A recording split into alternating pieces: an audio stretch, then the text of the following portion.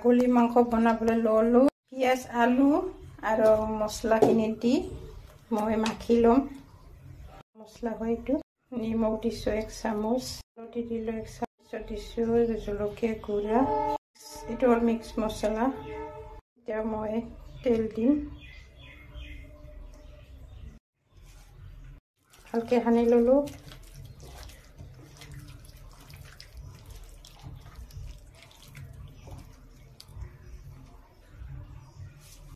এতিয়া মই কুকাৰত দিম ঢাকন দিম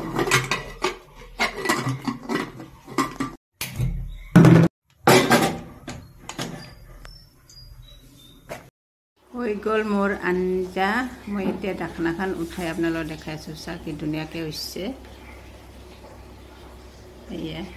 এতিয়া মই বাটিত ওলাই ল'ম ধুনীয়া হৈছে মাংসখিনি বঢ়িয়াকৈ সিজিছে